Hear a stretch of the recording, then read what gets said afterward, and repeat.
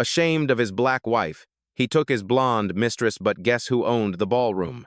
Hello everyone. Before we begin today's video, I need your help. We've noticed that the channel is losing traction, and subscribing is one of the best ways you can help us. It's quick, free, and allows us to continue bringing you great content. Your support means everything. Let's keep this channel growing collectively. Where are you watching from?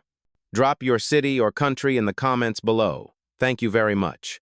Now, let's get back to the story. You brought her here? The words cracked through the ballroom like glass under pressure. Heads turned before the music even stopped. He froze, tucks pressed, confidence polished, but guilt blooming fast. Across the glittering floor, his wife stood still, elegant in a black satin gown that caught the light like quiet thunder. And beside him, the blonde woman smiled too wide, clutching his arm like a trophy she thought she'd already won. Before we continue, where are you watching from?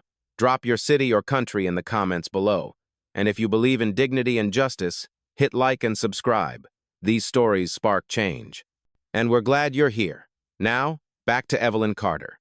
The ballroom belonged to her, or rather, to the empire she built from the ground up.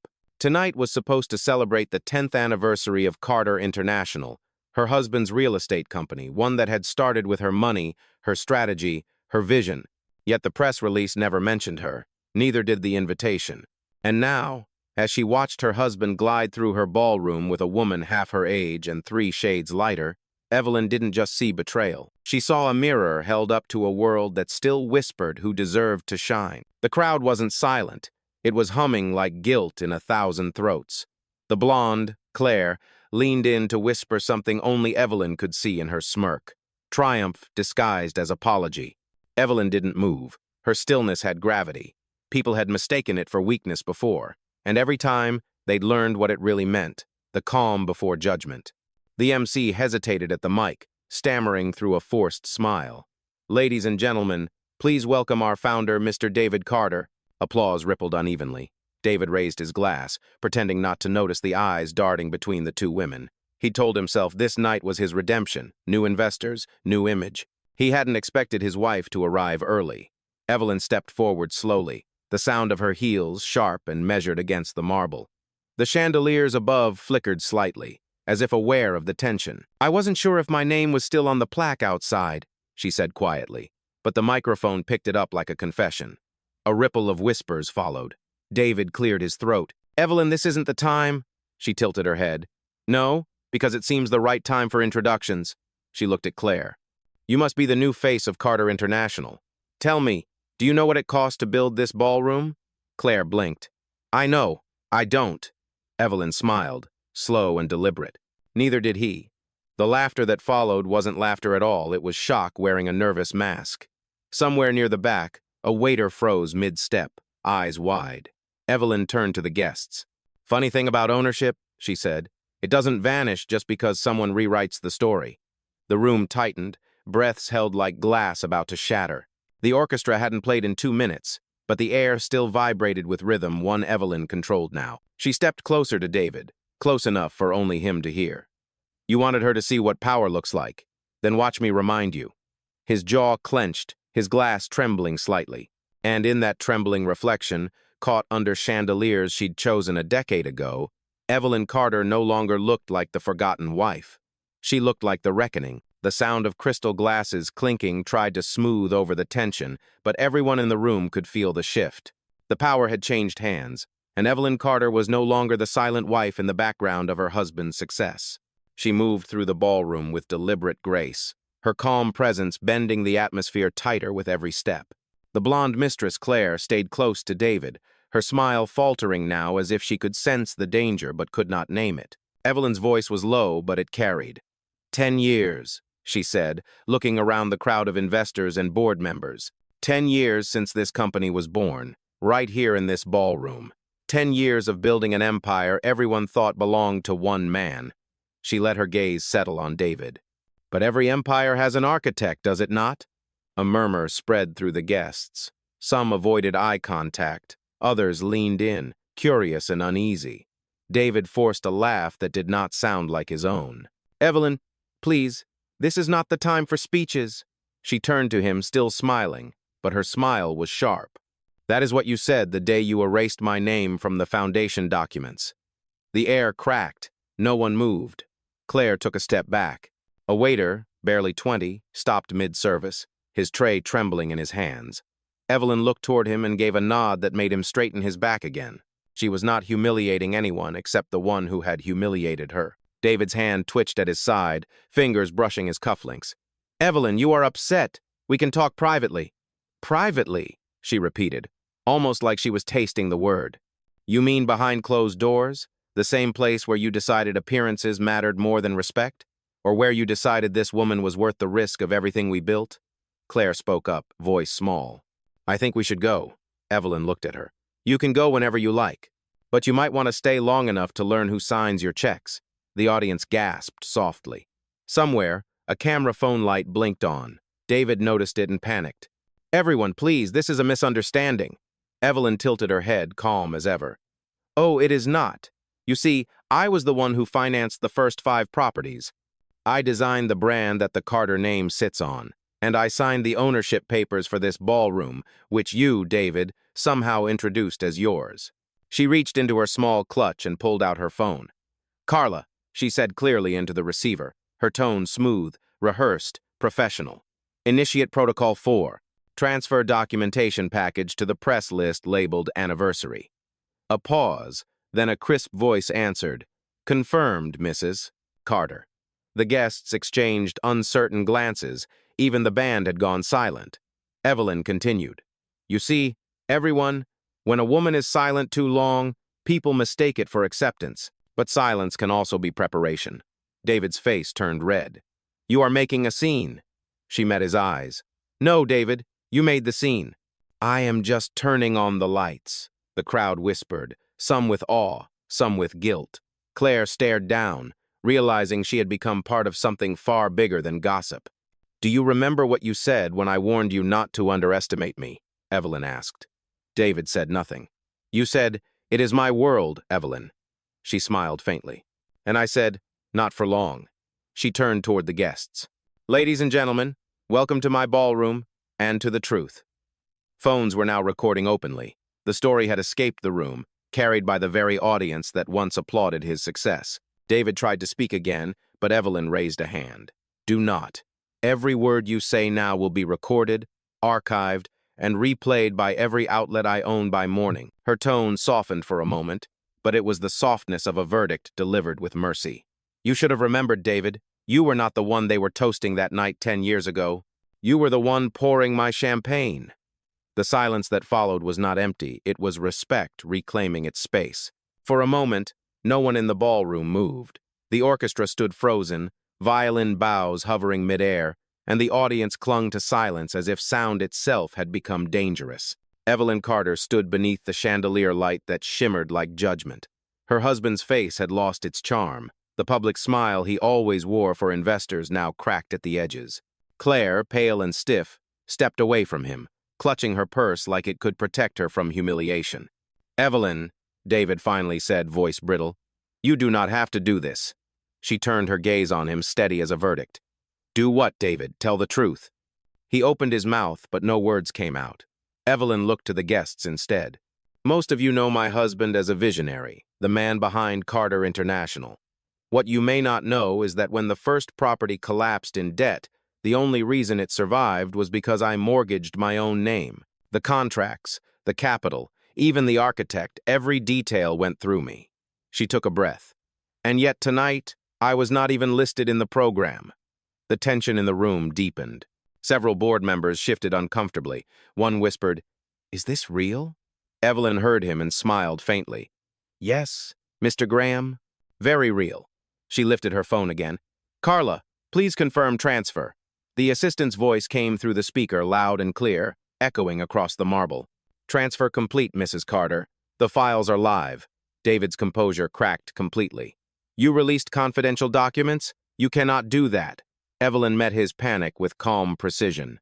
"Correction, I can. They are not confidential when they are mine." A ripple of gasps crossed the ballroom. Reporters who had attended for the celebration now had their phones raised, recording everything. Evelyn stepped forward slowly, her heels steady against the echoing floor. David, for years you told me the world respected you because of your decisions, but what they really respected was my silence. The sentence hit like a gavel. Claire tried to intervene, voice trembling. Please, this is getting out of hand. Evelyn turned toward her, expression unreadable. My dear, it was out of hand the moment you walked into a ballroom paid for by my work and mistook it for your stage. Claire's eyes filled with shame. She turned toward David for support, but he had nothing left to give. Evelyn continued, when a man is afraid of being seen next to a woman who built him, he is not a husband. He is a shadow scared of the light. The audience reacted audibly now, a mix of shock, admiration, and uneasy self-reflection. Evelyn took another measured step forward. Do you remember, David, how I stood by you when every investor called you reckless? When the banks refused to lend? She reached into her clutch and pulled out an old photograph, a young David shaking hands in front of their first property, with Evelyn standing just behind him, barely visible in the frame. You cropped me out of the public version of this photo, she said. That was the day you erased me. Tonight, I am taking my name back. David's voice cracked. Evelyn, please, not like this. There is no other way, she replied. Because every woman who has been told she should be grateful to stand behind a man will understand exactly why I am standing here now. Her words carried weight that filled the hall. Some guests began clapping softly, others lowering their eyes, ashamed by their own silence. Evelyn let the applause fade before speaking again. David Carter, I am reclaiming what was never yours to take my name, my work, and my dignity. She turned to the audience once more. And for those who will write about this tomorrow, please spell my name right. It is Evelyn Carter, founder and majority shareholder of Carter International and owner of this ballroom. Her final words hung in the air like a closing curtain. David stood motionless, realizing too late that the story he had written for himself had just been rewritten, publicly, by the woman he had tried to erase. The room did not breathe for several seconds after Evelyn Carter's final declaration. The hum of the air conditioning was the only sound brave enough to continue. Then, slowly, as if compelled by gravity itself, people began to move. A few guests tried to slip toward the exits, unwilling to be witnesses to what history was writing right in front of them. Others leaned forward, fascinated, unable to look away. Evelyn remained where she was, calm, composed, her phone still in her hand. On the other end, Carla's voice returned, crisp and unwavering. Mrs. Carter, the board has been notified. Do you want me to proceed with phase 2? Evelyn's gaze did not leave her husband. Proceed, she said. Notify legal, compliance, and the press office. Make sure they receive the live transcript. Confirmed, ma'am. David's face drained of color. Evelyn, you cannot do this in front of them, he said, gesturing toward the crowd. She tilted her head slightly, her voice measured but piercing. David, I am not doing this in front of them. I am doing this for them, so they know what truth looks like when a woman stops waiting for permission. A ripple of murmurs moved through the ballroom. Near the back, a young black woman in a catering uniform whispered to her colleague, She is really doing it. Her colleague nodded, eyes wide. Finally, Evelyn turned her attention to the investors seated near the stage. For those of you who have supported this company, I thank you. But you should know that the Carter International you thought you knew no longer exists. Effective immediately, ownership and management structures are being reviewed. The man you thought was your CEO no longer holds that position. Gasps erupted around the room. David stepped forward, panic turning to anger. You are not authorized to remove me, he hissed. Evelyn looked directly at him. Authorized? I own 61% of the shares, David. I am more than authorized. I am obligated. His voice cracked. You are destroying everything. She stepped closer, her heels clicking against the floor like a ticking clock. No, David, I am rebuilding it, without the rot. A few people began clapping quietly, hesitant but sincere. A man in a gray suit stood and said aloud, Mrs. Carter, if that is true, then you have my vote. Another woman followed. Mine too. Soon the scattered claps merged into something steady, rising, undeniable. David's voice was drowned out by it. Stop, he shouted, but no one did. Evelyn raised a hand, and the applause faded to silence. Thank you, she said softly. But this is not about applause. This is about accountability. She turned to her husband. You built a business on my trust. Then you built your reputation on my silence. And tonight, You tried to erase both, but you forgot something. He stared at her, eyes red with fury. What? Evelyn smiled faintly. I taught you everything you know about power. I just never taught you everything I know about truth. He took a step toward her, but two security officers, employees of her company, not his, moved between them, calm but firm. Sir, one of them said quietly, we will need you to step back. The symbolism was clear to everyone in the room. Evelyn did not look away from him. This is not revenge, David. It is correction. She turned to the staff. Escort Mr. Carter to the conference suite. He will wait there until the board meeting begins. David's voice was barely a whisper. You cannot end me like this. Evelyn's tone was steady. I am not ending you, David. You ended yourself the moment you decided my worth depended on who stood beside me instead of who I am. The guards guided him toward the side doors as cameras followed every movement. Evelyn exhaled slowly, her poise never faltering. The ballroom, once filled with false praise, now held something purer respect. She looked around the room and said quietly but firmly, Justice does not always shout. Sometimes it just stands up and refuses to sit back down. And for the first time that evening, every person in the ballroom stood with her. The ballroom that once echoed with rehearsed laughter now carried a new sound, quiet disbelief, mixed with awe. The air was different, cleaner somehow, stripped of the pretense that had filled it hours earlier. Evelyn Carter stood near the center of the room, her posture steady, her expression unreadable. Around her, reporters whispered. Guests exchanged glances, and employees stood frozen, uncertain whether to return to work or keep watching history unfold. She took a slow breath and looked toward the main table where the company's senior executives sat, pale and tense. To those who believed loyalty meant silence, she said, you can no longer hide behind that word. Loyalty without truth is corruption. Carla's voice came softly through her phone again, calm as always. Mrs. Carter, the board is connected. They are requesting immediate direction. Evelyn nodded. Tell them to hold. I will address them shortly. She lowered her phone and turned toward the crowd once more. For years, I have watched men speak over women in rooms they did not build, explain decisions they did not make, and take credit for work they did not understand. Tonight, that ends in my company. The words landed heavy and deliberate, drawing murmurs from the crowd. A young woman in a silver dress stepped forward nervously. Mrs. Carter, she said, I work in marketing.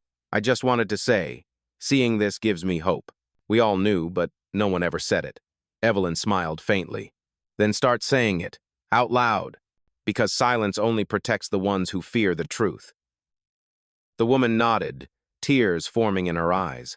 Claire, still standing near the edge of the stage, looked as if she wanted to disappear. Evelyn turned to her, voice soft but firm. You were never my enemy, Claire.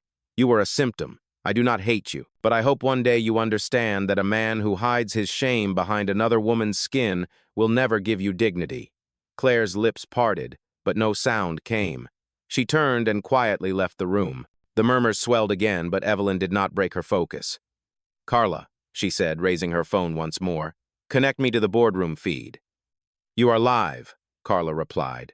A large screen on the far wall flickered to life, showing 12 faces the Carter International Board, watching from around the world. Good evening, Evelyn began, her tone even and authoritative. You are all aware of what has transpired tonight. I have initiated a full leadership audit effective immediately. David Carter is suspended from all operations pending investigation for financial misrepresentation and breach of ethics. Gasps rose again from both sides of the screen. One board member, Mr. Lang, spoke nervously. Mrs. Carter, with respect, this is irregular procedure. Evelyn's response was immediate. So was erasing my name from company records. I am merely restoring balance. Another member, Miss Daniels, leaned forward. Do you intend to take over as CEO?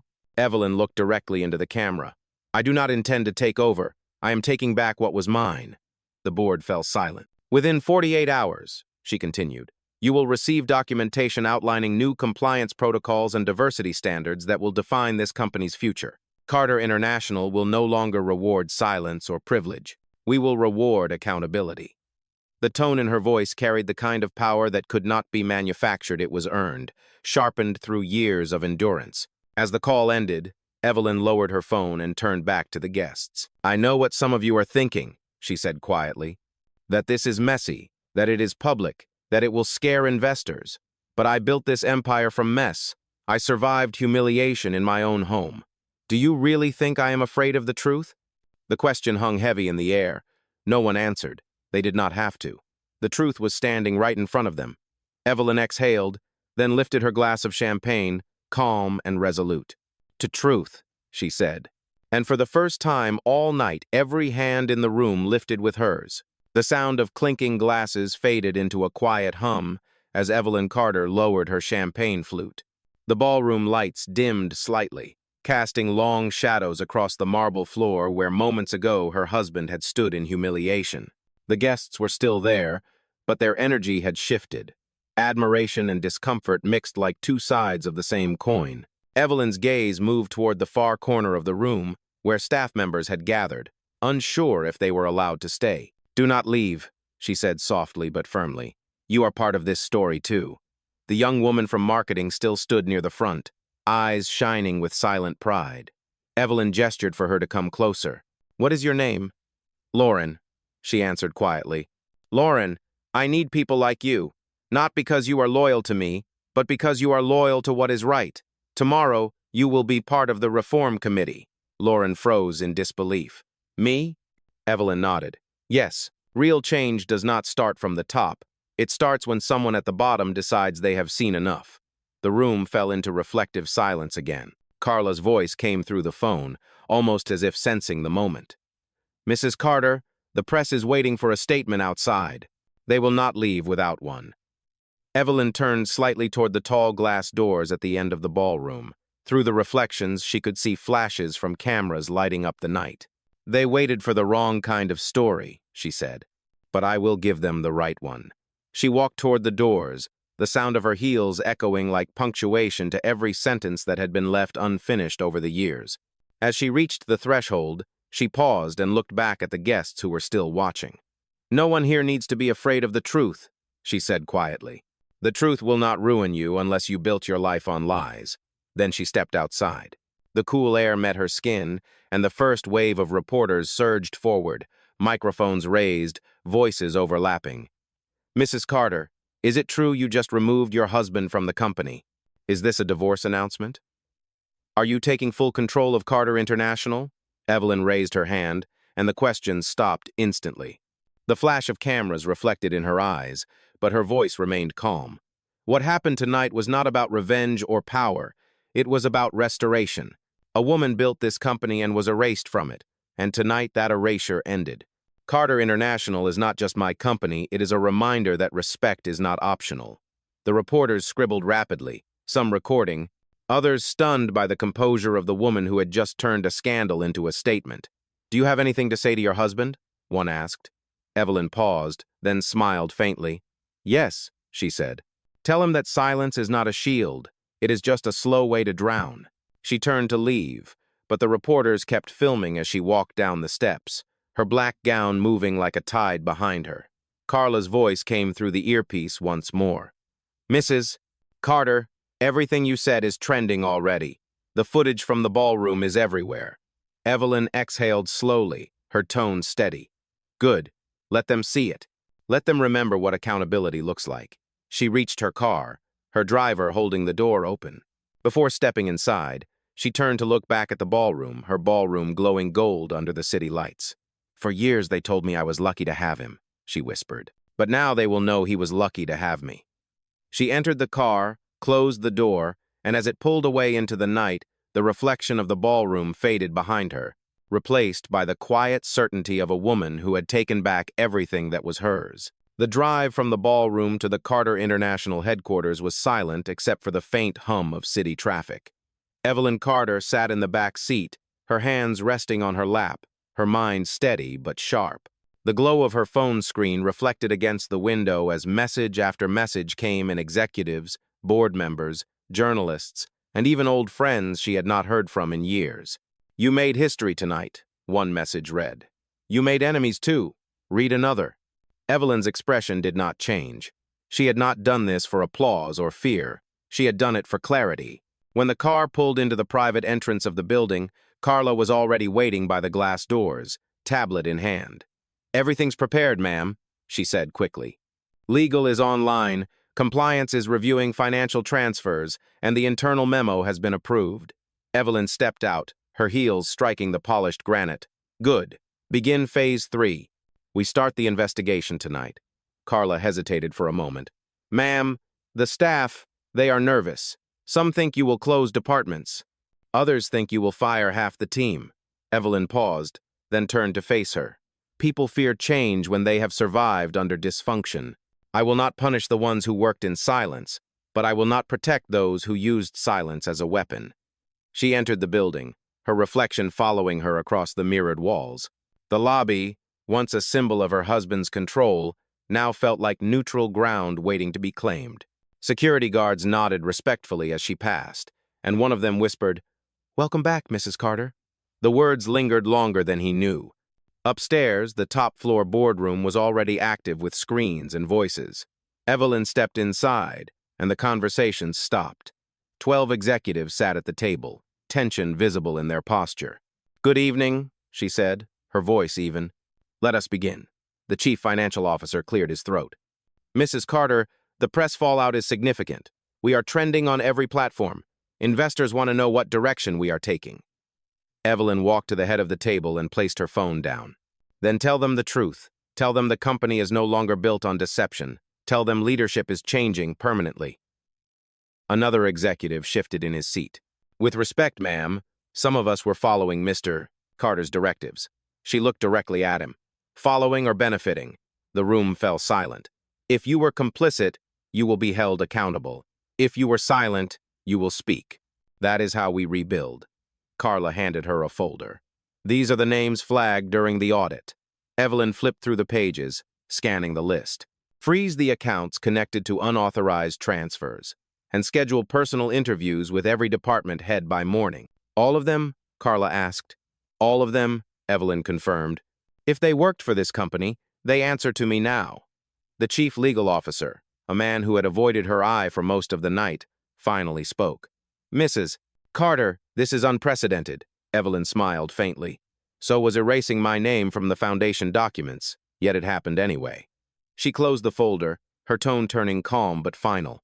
"This company will not just survive tonight, it will redefine what integrity looks like." The executives exchanged glances, some with fear, others with admiration. Evelyn continued, "In the morning, I will release a public statement confirming my position as Chief Executive Officer. I will not justify what happened tonight, because justice does not need justification." She gathered her things and turned toward the window overlooking the city. The skyline shimmered under the weight of a new day waiting to begin. "Carla," she said softly, "prepare the staff meeting for sunrise. Every department. I want them to see that the woman they erased did not disappear, she rebuilt." Carla nodded, eyes bright with pride. As Evelyn stood there, watching the city she helped build reflect against the glass, she realized she no longer felt angry. She felt aligned. And in that quiet, she whispered to herself, "They thought I wanted power, but I only ever wanted respect."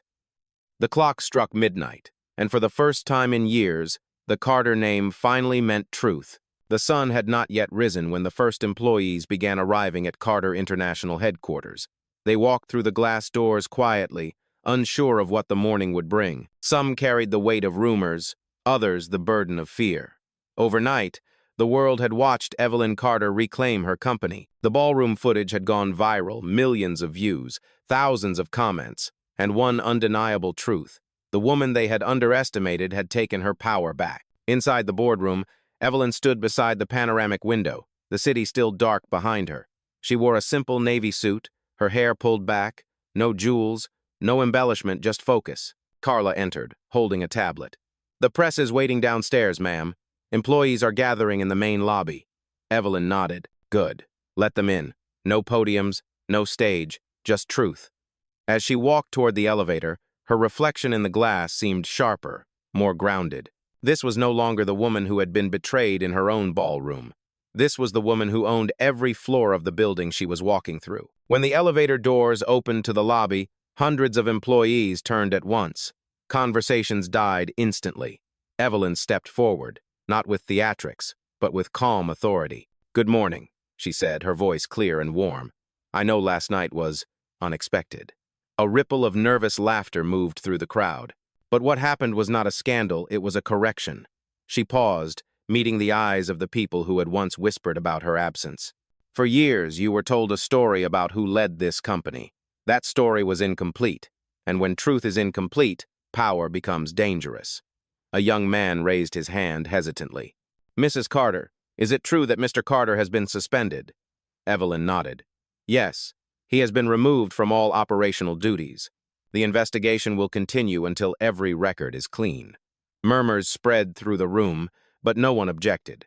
She continued, "Carter International will not be defined by one man's mistakes. It will be remembered for the integrity of the people who chose to stay and do better." She gestured toward Carla, who stepped forward with a folder. "Starting today, we are implementing a new initiative, Horizon Equity Reform. Every employee will complete accountability and inclusion training, not as punishment, but as empowerment." The room began to stir, some curious, others emotional. Evelyn's voice softened. "When I built this company, I wanted it to represent possibility. Somewhere along the way, we traded purpose for image, but that ends now. From this day forward, no one here will be judged by appearance, gender, or background. The only thing that will define you is excellence." The applause began small, scattered at first, then stronger, growing into something genuine. A few employees wiped tears from their faces. Evelyn waited for the sound to fade before speaking again. "I know what it feels like to be invisible in a room you built. I know what it feels like to work twice as hard for half the credit. That ends today. If you have ever felt unseen, I see you now, and I will not let this company fail you again." The applause returned, louder this time, and for the first time in years, the building felt alive. Carla leaned in and whispered, "Ma'am, the media is still waiting." Evelyn smiled faintly. "Let them wait. They can record change from the outside. But the real story is happening in here." She turned to the crowd once more. "This company will rise again, not because of its name, but because of its people. And if anyone doubts what we can do, tell them to look at what we already survived." The room erupted in applause, echoing through the marble halls that once carried silence. Evelyn glanced upward at the Carter logo shining above the lobby doors. "For the first time," she said softly, "that name finally means all of us." The morning sun broke through the tall glass panels of Carter International, casting gold light across the lobby where hours earlier Evelyn Carter had restored order with nothing but truth and conviction. The employees were still talking about it, their voices echoing softly, filled with cautious hope. For the first time in years, the building felt alive not because of profit, but because of purpose. Evelyn stood on the upper mezzanine, looking down at the people she now led without disguise. Carla approached quietly, holding a stack of reports. "The press coverage is still growing," she said. "Every outlet is replaying your speech. Public opinion is overwhelmingly supportive." Evelyn nodded but did not smile. "Support fades fast when it threatens comfort. We have to keep moving before they decide to turn admiration into doubt." Carla hesitated. "There is something else," she said softly. "Mr. Carter has requested a meeting. He says he wants to apologize." Evelyn did not react immediately. The word apologize lingered in the air like a memory of something that had once mattered. She finally replied, "Schedule it, but not here, not in this building. Meet him in the old Carter Hall downtown. That is where this began." Carla nodded and left. Evelyn turned back to the window, her reflection framed by sunlight and glass. Below her, the staff continued their work, unaware that she was about to face the man who had turned partnership into betrayal. Hours later, the meeting room at Carter Hall felt like a ghost of their past. The chandeliers still hung, but the air was heavier, quieter. David Carter sat alone at the table, his posture smaller than she remembered. When Evelyn entered, he stood quickly. "Evelyn," he began, voice hesitant, "I know there is nothing I can say to erase what I did, but I need you to understand I never meant for it to go this far." She studied him for a long moment before responding. "You did not mean for it to go this far, David, but you meant every choice that led here." He exhaled, looking down. "I was afraid of losing control, of losing respect. You were stronger, and I did not know how to exist beside that." Evelyn walked around the table slowly, her heels echoing softly in the empty room. "You could have chosen to grow with me. Instead, you chose to shrink me." His voice cracked. I loved you, Evelyn. You loved ownership, she replied quietly. Not love. For a moment, silence filled the space between them like glass that could not be crossed. David's eyes glistened. I watched the broadcast. You were extraordinary. You always were. Evelyn stopped walking. Then why did it take humiliation for you to see it? He had no answer. She placed her hands on the table and leaned slightly forward. You wanted to be the man in the spotlight, David. I wanted to build the light itself. That is the difference between us. He swallowed hard, the words hitting him with the precision of truth. What happens now? He asked softly. Evelyn straightened. You step aside. You take responsibility. And you learn what humility feels like. Because for once, the world will see what I saw for years, a man who could not handle the power of a woman who did not need his permission. He nodded weakly. Will you ever forgive me? Evelyn's tone softened, but her resolve did not. Forgiveness is not what you need from me, David. It is what you owe yourself. You built a life on lies. I am giving you a chance to live in truth. She turned toward the exit, then paused. I will always wish you had been brave enough to walk beside me instead of trying to walk ahead. Without another word, she left the room. The sound of the door closing echoed through the hall, final and complete. David sat alone, realizing that the empire he had tried to control now belonged, entirely and rightfully, to the woman who had built it. And for the first time, he understood that power had never been about dominance. It had always been about dignity. When Evelyn Carter left Carter Hall, the afternoon light had softened into gold, casting long reflections across the marble steps. The city outside was alive, unaware that in one quiet meeting room a decade of deception had just ended. Her driver opened the door, but Evelyn paused for a moment, looking back at the building that had once symbolized partnership and now stood as a monument to lessons learned. As she settled into the car, her phone buzzed again. Carla's voice came through the speaker. Mrs. Carter, the first phase of the Horizon Equity Reform has been approved by the board. They want to move forward with public rollout. Evelyn nodded. Good. Schedule the press conference for tomorrow, but make it clear this is not just a rebranding. It is a redefinition. Carla hesitated. There is something else, ma'am. A group of employees from the Atlanta office sent an open letter. They said watching what you did gave them courage to report misconduct that had been ignored for years. Evelyn's eyes softened. Then it was worth it, she said quietly. Every headline, every judgment worth it. The car moved through the city streets, and as they passed digital billboards, Evelyn noticed one had already changed. It showed her photo, the caption reading, Evelyn Carter, the woman who rebuilt the empire. She stared at it for a long moment, not with vanity but with quiet reflection. Power had always been an illusion until it was used to heal what others had broken. When she arrived back at headquarters, a crowd had gathered outside. Employees, reporters, even strangers stood waiting, some holding signs that read, Respect, Truth Wins, and Leadership Redefined. Evelyn stepped out, cameras flashing, voices calling her name. She raised a hand gently. I will speak tomorrow, she said. Tonight belongs to everyone who chose integrity over fear. Her tone silenced the noise immediately. Inside the building, Carla met her at the elevator with another report. Legal has finished the audit, ma'am. Several senior managers were involved in the cover-ups. They are ready for your decision. Evelyn took the file but did not open it yet. I will read it tonight. No one will be judged by rumor. Justice deserves patience. She entered her office, a space she had not used in years, and for a moment, it felt foreign.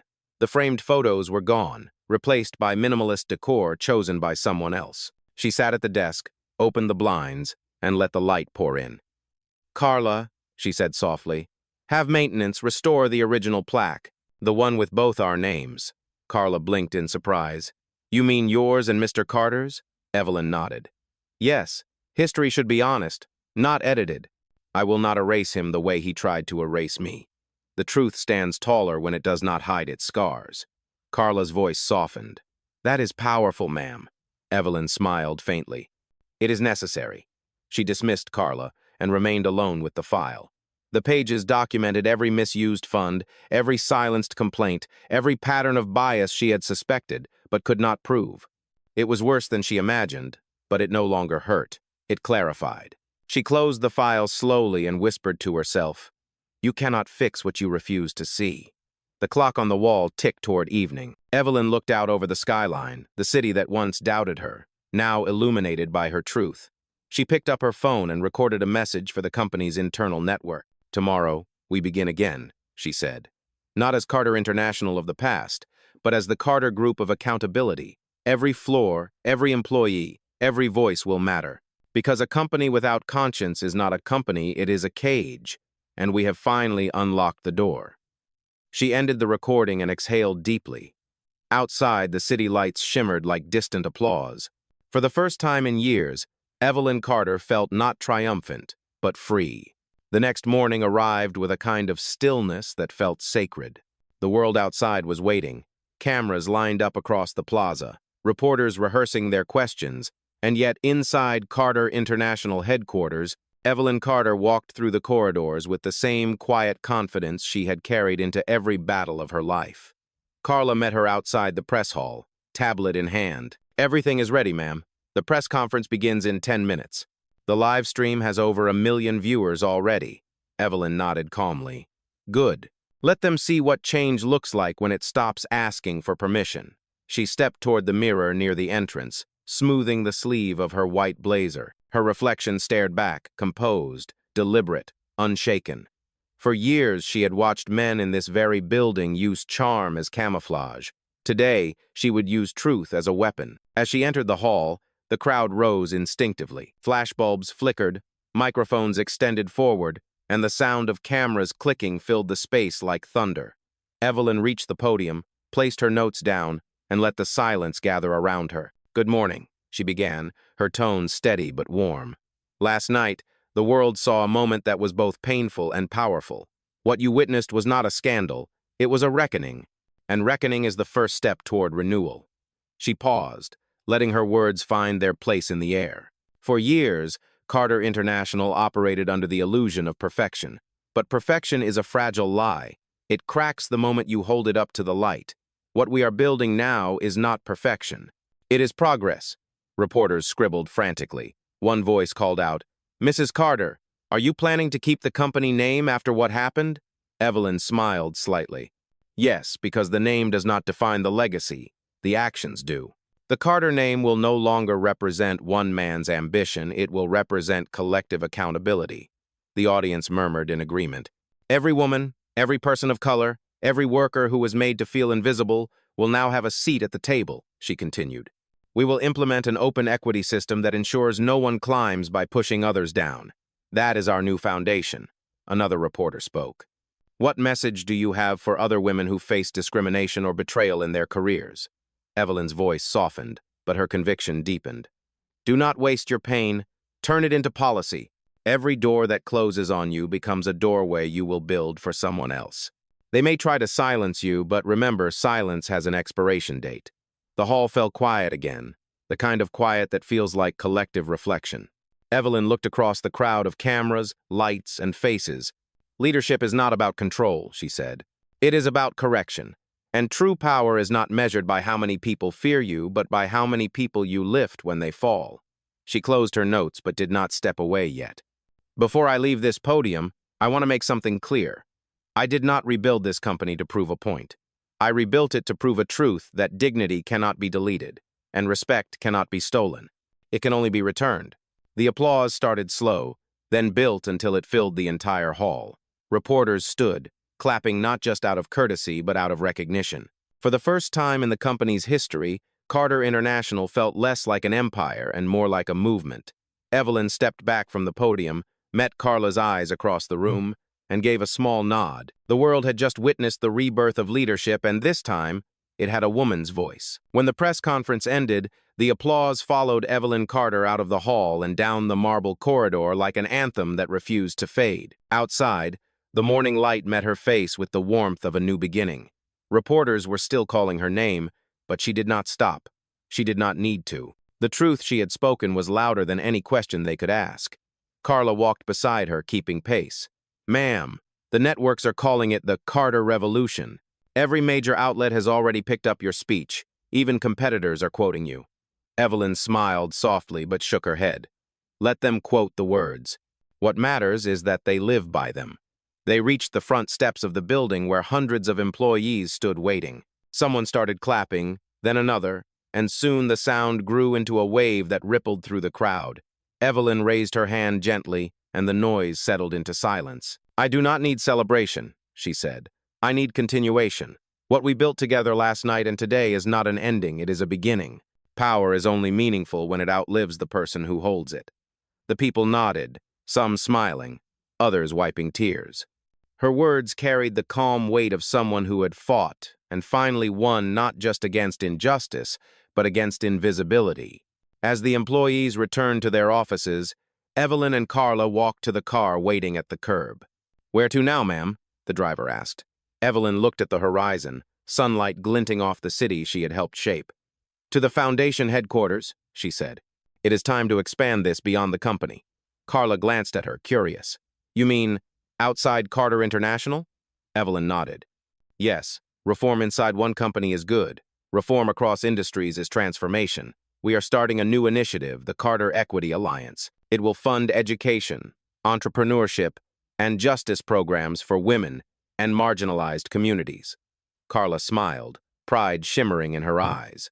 "You never stop, do you?" Evelyn laughed softly. "Not when there is still silence to break." The car pulled into motion, gliding through the city streets that once ignored her name. Now, digital billboards displayed her image with the words, "Integrity Restored." But Evelyn did not look up. She had no interest in fame. She was thinking of every young woman sitting behind a desk somewhere, afraid to speak, doubting her worth. "They will not have to fight as long as I did," she whispered. Hours later, at the Carter Foundation building, Evelyn stood in front of a small audience of educators, activists, and entrepreneurs. She wore no podium mic, just her voice. "This is where it begins again," she said. "We are not fixing what is broken. We are building what should have existed all along. A space where dignity is not earned, it is assumed." The audience stood, clapping, cheering, some even crying. In that moment, Evelyn felt something she had not felt in years, peace. The kind that comes only after the storm has done its work. As the event ended, she walked outside once more, the sun now dipping low over the skyline. The city lights began to glow one by one, reflections dancing on the glass towers. Evelyn looked up, her reflection merging with the golden light. "They tried to make me disappear," she said quietly. "But I was never gone. I was just becoming." Carla, standing a few steps behind her, heard the words and smiled. "You did not just reclaim a company," she said. "You reclaimed the narrative." Evelyn nodded slowly. "And that, Carla, is what true power looks like." The final light of the day caught her face as she turned toward the horizon, ready for whatever came next. Justice had spoken, and its name was Evelyn Carter.